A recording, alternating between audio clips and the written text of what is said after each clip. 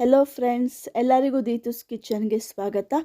ನಾನಿವತ್ತು ಇದಕ್ಕಿನ ಬೇಳೆಯಲ್ಲಿ ಒಂದು ಸೂಪರಾಗಿರೋ ಟೇಸ್ಟಿಯಾಗಿರೋ ಸಾಂಬಾರು ಮಾಡ್ತಾಯಿದ್ದೀನಿ. ಇದು ಸ್ವಲ್ಪ ಡಿಫ್ರೆಂಟ್ ಆಗಿರುತ್ತೆ, ಹಾಗೆ ಟೇಸ್ಟ್ ಕೂಡ ಸಖತ್ತಾಗಿರುತ್ತೆ. ಇದನ್ನು ನಾನು ಹೇಗೆ ಮಾಡ್ತೀನಿ ಹೇಳ್ತೀನಿ ಬನ್ನಿ. ಮೊದಲಿಗೆ ನಾನು ಇಬ್ಬರಿಗೆ ಆಗೋಷ್ಟು ಇದಕ್ಕಿನ ಬೇಳೆಯನ್ನು ನಾನು ರೆಡಿ ಮಾಡಿ ಇಟ್ಕೊಂಡಿದ್ದೀನಿ. ನೀವು ನೋಡ್ತಾ ಇರ್ಬೋದು, ಈಗ ಅವರೆಕಾಯಿ ಸೀಸನ್ ಆಗಿರೋದ್ರಿಂದ ನಿಮಗೆ ಎಲ್ಲ ಕಡೆ ಅವರೆಕಾಯಿ ಸಿಗುತ್ತೆ. ಈ ರೀತಿ ಇದಕ್ಕಿನ ಬೇಳೆ ರೆಡಿ ಮಾಡ್ಕೊಳ್ಳಿ. ನೆಕ್ಸ್ಟ್ ನಾನಿವಾಗ 1 ಟೇಬಲ್ ಸ್ಪೂನಷ್ಟು ಎಣ್ಣೆ ಹಾಕ್ಕೊಳ್ತಾ ಇದ್ದೀನಿ ಒಂದು ಪಾತ್ರೆಗೆ. ಇದಕ್ಕೆ ನೆಕ್ಸ್ಟ್ ನಾವು ಈರುಳ್ಳಿನ ಹಾಕ್ಕೊಳ್ತಾ ಇದ್ದೀವಿ. 2 ಈರುಳ್ಳಿನ ಮೀಡಿಯಮ್ ಸೈಜಲ್ಲಿ ಕಟ್ ಮಾಡಿ ಇಟ್ಕೊಂಡಿದ್ದೆ. ಈ ರೀತಿ ನಾವು ಎಲ್ಲ ಮಸಾಲೆಗಳನ್ನು ಹುರಿದು ಮಾಡೋದ್ರಿಂದ ಸಾಂಬಾರು ತುಂಬ ಟೇಸ್ಟಿಯಾಗಿ ಬರುತ್ತೆ. 2 ಈರುಳ್ಳಿನ ನಾವು ಚೆನ್ನಾಗಿ ಫ್ರೈ ಮಾಡ್ಕೋಬೇಕು, ಗೋಲ್ಡನ್ ಬ್ರೌನ್ ತನಕ ಚೆನ್ನಾಗಿ ಫ್ರೈ ಮಾಡ್ಕೊಳ್ಳಿ. ನೆಕ್ಸ್ಟ್ ನಾನಿವಾಗ ಇದಕ್ಕೆ 2 ಬೆಳ್ಳುಳ್ಳಿನ ಬಿಡಿಸಿಟ್ಕೊಂಡಿದ್ದೀನಿ. ನೀವು ಫ್ರೈ ಮಾಡಬೇಕಾದ್ರೆ ಸ್ವಲ್ಪ ಮೀಡಿಯಮ್ ಫ್ಲೇಮಲ್ಲೇ ಮಾಡ್ಕೊಳ್ಳಿ, ನೀಟಾಗಿ ಹಸಿ ಸ್ಮೆಲ್ ಹೋಗೋ ತನಕ ಫ್ರೈ ಮಾಡ್ಕೊಳ್ಳಿ. ಈ ರೀತಿ ಈರುಳ್ಳಿ ಹಾಕಿದ್ಮೇಲೆ 2 ಬೆಳ್ಳುಳ್ಳಿನ ಬಿಡಿಸಿ ಹಾಕ್ಕೊಳ್ತಾ ಇದ್ದೀನಿ. ನೆಕ್ಸ್ಟ್ ನಾನಿವಾಗ ಇದಕ್ಕೆ ಸ್ವಲ್ಪ ಶುಂಠಿ ತೊಗೊಳ್ತಾ ಇದ್ದೀನಿ, ಒಂದು ಇಂಚಷ್ಟು ಶುಂಠಿ ತೊಗೊಳ್ತಾ ಇದ್ದೀನಿ. ಚೆನ್ನಾಗಿ ಫ್ರೈ ಮಾಡ್ಕೊಳ್ಳಿ. ನೀವೇನಾದರೂ ಹೊಸದಾಗಿ ನನ್ನ ಚಾನಲ್ನ ವಾಚ್ ಮಾಡ್ತಿದ್ರೆ ಈಗಲೇ ಸಬ್ಸ್ಕ್ರೈಬ್ ಮಾಡ್ಕೊಳ್ಳಿ, ಬೆಲ್ ಬಟನ್ ಪ್ರೆಸ್ ಮಾಡಿ, ನೋಟಿಫಿಕೇಷನ್ ಬರುತ್ತೆ. ನೆಕ್ಸ್ಟು ಸ್ವಲ್ಪ ಕರ್ಬೇವಿನ ಸೊಪ್ಪು ಹಾಕ್ಕೊಂಡು ಹುರ್ಕೊಳ್ಳಿ. ಕರ್ಬೇವಿನ ಸೊಪ್ಪು ಹುರಿಬೇಕಾದ್ರೆ ಹಾಕೋದ್ರಿಂದ ಸಾಂಬಾರು ಘಮ್ ಅಂತ ಬರುತ್ತೆ, ತುಂಬ ಟೇಸ್ಟ್ ಕೂಡ ಕೊಡುತ್ತೆ. ಈ ರೀತಿ ಎಲ್ಲ ಸ್ವಲ್ಪ ಗೋಲ್ಡನ್ ಬ್ರೌನ್ ಆದಮೇಲೆ ನೆಕ್ಸ್ಟು ನಾನು ಇವಾಗ 2 ಹಸಿಮೆಣಸಿನ್ಕಾಯಿ, 1 ಒಣಗಿದ ಮೆಣಸಿನ್ಕಾಯಿ ಯೂಸ್ ಮಾಡ್ತಾಯಿದ್ದೀನಿ ಖಾರಕ್ಕೆ. ನೀವು ನೋಡ್ಕೊಳ್ಳಿ, ನಿಮಗೆ ಸ್ವಲ್ಪ ಖಾರ ತಿಂತೀನಿ ಅಂದರೆ ನೀವು ಇನ್ನೊಂದು ಮೆಣಸಿನ್ಕಾಯಿ ಹಾಕ್ಕೊಳ್ಬೋದು. ಈ ರೀತಿ ಚೆನ್ನಾಗಿ ನೀವು ಫ್ರೈ ಮಾಡ್ಕೋಬೇಕು, ಹಸಿ ಸ್ಮೆಲ್ ನಿಮಗೆ ಗೊತ್ತಾಗುತ್ತೆ ಅದು ಫ್ಲೇವರು. ನೆಕ್ಸ್ಟ್ ಇದೆಲ್ಲ ಚೆನ್ನಾಗಿ ಫ್ರೈ ಆದಮೇಲೆ ನಾನೊಂದು ಅರ್ಧ ಟೇಬಲ್ ಸ್ಪೂನಷ್ಟು ಧನಿಯಾ ಬೀಜವನ್ನು ಯೂಸ್ ಮಾಡ್ತಾಯಿದ್ದೀನಿ. ಈ ಸಾಂಬಾರಿಗೆ ಮೇನ್ ಧನಿಯಾ ಬೀಜನೇ ಟೇಸ್ಟ್ ಕೊಡುತ್ತೆ ಅಂತ ಹೇಳೋದು ತಪ್ಪಾಗಲ್ಲ. ನಿಮ್ಮ ಹತ್ರ ಧನಿಯಾ ಬೀಜ ಇಲ್ಲ ಅಂದರೆ ನೀವು ಧನಿಯಾ ಪುಡಿಯನ್ನು ಕೂಡ ಯೂಸ್ ಮಾಡ್ಬೋದು, ನೀವು ಅದು ಲಾಸ್ಟಲ್ಲಿ ಹಾಕ್ಕೊಳ್ಳಿ. ನೆಕ್ಸ್ಟ್ ನಾನು ಅರ್ಧ ಇಂಚಷ್ಟು ಚಕ್ಕೆ ತೊಗೊಂಡಿದ್ದೀನಿ, ಒಂದು 5 ಲವಂಗ ತೊಗೊಳ್ತಾ ಇದ್ದೀನಿ. ನಾವಿಲ್ಲಿ ಮಸಾಲೆಗಳನ್ನು ಸ್ವಲ್ಪ ಕಮ್ಮಿನೇ ಹಾಕ್ಕೊಳ್ತಾ ಇದ್ದೀವಿ, ಆದ್ದರಿಂದ ಸಾಂಬಾರು ತುಂಬ ಟೇಸ್ಟಿಯಾಗಿ ಬರುತ್ತೆ. ನೋಡಿ, ಈ ರೀತಿ ಹಸಿ ಮಸಾಲೆ ಹೋಗೋ ತನಕ ಚೆನ್ನಾಗಿ ಫ್ರೈ ಮಾಡ್ಕೊಳ್ಳಿ. ನೆಕ್ಸ್ಟ್ ನಾನಿವಾಗ ಇದಕ್ಕೆ 2 ಟೊಮೊಟೊನ ಕಟ್ ಮಾಡಿ ಇಟ್ಕೊಂಡಿದ್ದೆ. ನೋಡಿ, ಈ ರೀತಿ ಟೊಮೊಟೊ ಕೂಡ ಹಾಕ್ಕೊಂಡು ಚೆನ್ನಾಗಿ ಫ್ರೈ ಮಾಡ್ಕೋಬೇಕಾಗುತ್ತೆ. ನೀವು ಇಲ್ಲೇ ಚೆನ್ನಾಗಿ ಫ್ರೈ ಮಾಡೋದ್ರಿಂದ ನಮಗೆ ಸಾಂಬಾರು ಕುದಿಸ್ಬೇಕು, ಹಸಿ ಮಸಾಲೆ ಹೋಗೋ ತನಕ ಚೆನ್ನಾಗಿ ಕುದಿಬೇಕು ಅಂತೇನಿಲ್ಲ, ಬೇಗ ಆಗುತ್ತೆ ಸಾಂಬಾರು. ಈ ರೀತಿ ಚೆನ್ನಾಗಿ ಹುರ್ಕೊಳ್ಳಿ. ಸ್ವಲ್ಪ ಟೊಮೊಟೊ ಪೇಸ್ಟ್ ರೀತಿ ಆಗುತ್ತೆ ನೋಡಿ, ಈ ರೀತಿ ತುಂಬ ಸಾಫ್ಟ್ ಆಗುತ್ತೆ. ನೆಕ್ಸ್ಟ್ ನಾನಿವಾಗ ಇದಕ್ಕೆ ಸ್ವಲ್ಪ ತೆಂಗಿನಕಾಯಿ ಹಾಕ್ಕೊಳ್ತಾ ಇದ್ದೀನಿ. ತೆಂಗಿನಕಾಯಿ ಕಮ್ಮಿನೇ ಹಾಕ್ಕೊಳ್ಳಿ, ಸಾಂಬಾರು ತುಂಬ ಚೆನ್ನಾಗಿ ಬರುತ್ತೆ. ನೆಕ್ಸ್ಟು ಸ್ವಲ್ಪ ಕೊತ್ತಂಬರಿ ಸೊಪ್ಪು. ನೀವು ನೋಡ್ತಾ ಇರ್ಬೋದು, ಇಷ್ಟೇ ಮಸಾಲೆ.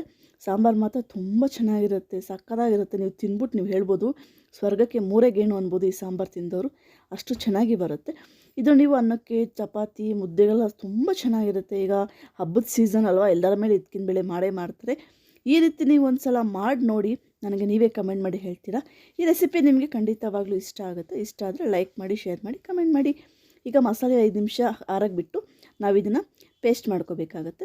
ಸ್ವಲ್ಪ ನೀರು ಹಾಕಿ ಪೇಸ್ಟ್ ಮಾಡ್ಕೊಳ್ಳೋಣ. ಅದಕ್ಕೆ ಮುಂಚೆ ನಾನು ಒಂದು ಅರ್ಧ ಟೇಬಲ್ ಸ್ಪೂನಷ್ಟು ಸಾಂಬಾರು ಪುಡಿನ ಹಾಕ್ಕೊಳ್ತಾ ಇದ್ದೀನಿ. ನೋಡಿ, ಈ ರೀತಿ ಸಾಂಬಾರು ಪುಡಿ ಹಾಕಿದ್ಮೇಲೆ ಇದನ್ನು ಪೇಸ್ಟ್ ಮಾಡ್ಕೊಂಬೋಣ ಬನ್ನಿ. ನೀವು ನೋಡ್ತಾ ಇರ್ಬೋದು, ಪೇಸ್ಟು ರೆಡಿಯಾಗಿದೆ. ಈ ರೀತಿ ಮಸಾಲೆ ನೋಡಿ, ಈ ರೀತಿ ಗ್ರೈಂಡ್ ಆಗಬೇಕು. ಈ ರೀತಿ ಗ್ರೈಂಡ್ ಆಗಿದೆ. ಸಾಂಬಾರು ತುಂಬ ಟೇಸ್ಟಿಯಾಗಿರುತ್ತೆ. ನಿಮಗೆ ಇವಾಗಲೇ ಸ್ಮೆಲ್ ಬರ್ತಾ ಇರ್ಬೋದು, ಘಮ್ ಅಂತ ಬರ್ತಾಯಿದೆ ನೋಡಿ. ನೆಕ್ಸ್ಟ್ ಈಗ ನಾವು ಒಗ್ಗರಣೆ ಹಾಕೊಳ್ಳೋಣ. ಸ್ವಲ್ಪ ಒಂದು ಟೇಬಲ್ ಸ್ಪೂನಷ್ಟು ಎಣ್ಣೆ ಹಾಕ್ಕೊಳ್ತಾ ಇದ್ದೀನಿ. ಇದಕ್ಕೆ ಒಂದು ಅರ್ಧ ಟೇಬಲ್ ಸ್ಪೂನಷ್ಟು ಸಾಸಿವೆ ಹಾಕ್ಕೊಳ್ತಾ ಇದ್ದೀನಿ. ಸ್ವಲ್ಪ ಸಾಸಿವೆ ಚಟಪಟ ಅಂದಮೇಲೆ ಇದಕ್ಕೆ ನಾನು ಒಂದು ಆಲೂಗಡ್ಡೆನ ಸಣ್ಣದಾಗಿ ಕಟ್ ಮಾಡಿ ಇಟ್ಕೊಂಡಿದ್ದೀನಿ.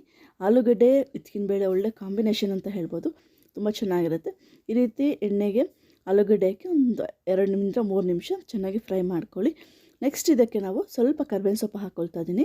ಈ ರೀತಿ ಚೆನ್ನಾಗಿ ಫ್ರೈ ಆದಮೇಲೆ ನಾನಿವಾಗ ನೆಕ್ಸ್ಟ್ ನಾವು ರುಬ್ಕೊಂಡಿದ್ವಲ್ಲ ಮಸಾಲೆ, ಆ ಮಸಾಲೆನ ಹಾಕ್ಕೊಳ್ತಾ ಇದ್ದೀನಿ. ನೋಡಿ, ಇವಾಗ ನೀವು ಇದನ್ನೆಲ್ಲ ಲೋ ಫ್ಲೇಮಲ್ಲಿ ಇಟ್ಟು ಮಾಡ್ಕೋಬೇಕಾಗತ್ತೆ. ನೋಡಿ, ಮಸಾಲೆನ ಹಾಕ್ಕೊಂಡು ಚೆನ್ನಾಗಿ ಮಿಕ್ಸ್ ಮಾಡ್ಕೋಬೇಕು. ನೀವು ಮಸಾಲೆ ನೀರನ್ನ ಇವಾಗಲೇ ಹಾಕೋಕ್ಕೆ ಹೋಗ್ಬೇಡಿ, ಸ್ವಲ್ಪ ಮಸಾಲೆ ಆಲೂಗಡ್ಡೆ ಚೆನ್ನಾಗಿ ಬೆರಿಬೇಕು. ನೋಡಿ, ಈ ರೀತಿ ಚೆನ್ನಾಗಿ ಮಿಕ್ಸ್ ಮಾಡ್ಕೊಳ್ಳಿ. ಸ್ವಲ್ಪ ಗಟ್ಟಿನೇ ಇರಲಿ ಮಸಾಲೆ. ಈ ರೀತಿ ಚೆನ್ನಾಗಿ ಮಿಕ್ಸ್ ಮಾಡ್ಕೊಳ್ಳಿ. ನೀವೇನಾದರೂ ಫಸ್ಟ್ ಟೈಮ್ ನನ್ನ ಚಾನಲ್ನ ವಾಚ್ ಮಾಡ್ತಿದ್ರೆ ಈಗಲೇ ಸಬ್ಸ್ಕ್ರೈಬ್ ಮಾಡ್ಕೊಳ್ಳಿ. ಮತ್ತು ಈ ರೆಸಿಪಿನ ಖಂಡಿತವಾಗ್ಲೂ ಮನೇಲಿ ಟ್ರೈ ಮಾಡಿ ನನಗೆ ಕಮೆಂಟ್ ಮಾಡಿ ಹೇಗಿತ್ತು ಅಂತೇಳಿ ರೆಸಿಪಿ ಹೇಳಿ, ಇನ್ನೊಬ್ಬರಿಗೆ ಶೇರ್ ಮಾಡಿ, ಅವ್ರಿಗೂ ಕೂಡ ಹೆಲ್ಪ್ ಆಗುತ್ತೆ. ಈ ರೀತಿ ಚೆನ್ನಾಗಿ ಸ್ವಲ್ಪ ಮಸಾಲೆ ಕುದಿಯೋಕ್ಕೆ ಬಿಡಿ. ನೋಡಿ, ಈ ರೀತಿ ಚೆನ್ನಾಗಿ ಕುದಿಬೇಕು.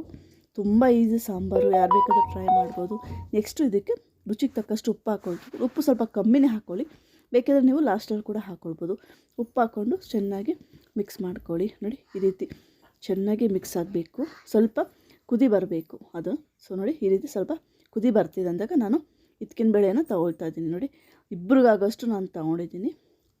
ಈ ರೀತಿ ಸಾಂಬಾರು ತುಂಬ ಟೇಸ್ಟಿಯಾಗಿರುತ್ತೆ. ಪೂರಿ, ದೋಸೆ, ಇಡ್ಲಿಗಂತೂ ಹೇಳಿ ಮಾಡಿಸಿದ ಸಾಂಬಾರು ಇದು.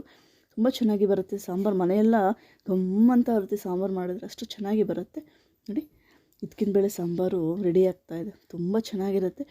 ಇದನ್ನು ಯಾರು ಬೇಕಾದರೂ ಟ್ರೈ ಮಾಡ್ಬೋದು. ಯಾರೋ ನೆಂಟರು ಬಂದವರು ಕೂಡ ನೀವು ಮಾಡ್ಬೋದು, ತುಂಬ ಇಷ್ಟಪಟ್ಟು ತಿಂತಾರೆ. ಒಂದು 5ರಿಂದ 8 ನಿಮಿಷ ಕಾಲ ನಾವು ಚೆನ್ನಾಗಿ ಬೇಯಿಸ್ಕೊಳ್ಳೋಣ.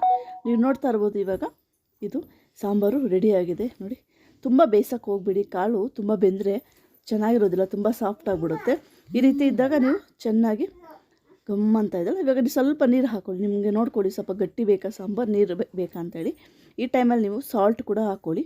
ನಾವು ಆಲ್ರೆಡಿ ಉಪ್ಪು ಹಾಕಿದ್ದೀವಿ. ಈ ಟೈಮಲ್ಲಿ ಚೆಕ್ ಮಾಡ್ಕೊಳ್ಳಿ, ಉಪ್ಪು ಕರೆಕ್ಟಾಗಿದೆ, ಕಮ್ಮಿ ಆಗಿದ್ದರೆ ಸ್ವಲ್ಪ ಉಪ್ಪು ಹಾಕ್ಕೊಳ್ಳಿ. ನೋಡಿ, ರುಚಿಯಾದ ಇದ್ಕಿನ ಬೇಳೆ ಸಾಂಬಾರು ರೆಡಿಯಾಗಿದೆ. ತುಂಬ ಗಮ್ಮಂತ ಇದೆ, ತುಂಬ ಟೇಸ್ಟ್ ಕೂಡ ಹಾಗೇ ಇರುತ್ತೆ. ನೀವು ನೋಡ್ತಾ ಇರ್ಬೋದು ಎಷ್ಟು ಬೇಗ ಆಗಿದೆ ಅಂತೇಳಿ ಸಾಂಬಾರು. ಖಂಡಿತವಾಗ್ಲೂ ಈ ರೆಸಿಪಿನ ನೀವು ಮನೇಲಿ ಟ್ರೈ ಮಾಡಿ. ನಿಮಗೆ ಈ ರೆಸಿಪಿ ಇಷ್ಟ ಆಯಿತು ಅಂತ ಹೇಳಿದ್ರೆ ನನ್ನ ವೀಡಿಯೋಸ್ನ ಲೈಕ್ ಮಾಡಿ. ಇದೇ ರೀತಿ ಎಷ್ಟೊಂದು ವೀಡಿಯೋಸ್ ಹಾಕಿದ್ದೀನಿ, ಎಲ್ಲ ವೀಡಿಯೋಸ್ ವಾಚ್ ಮಾಡಿ. Thanks for watching.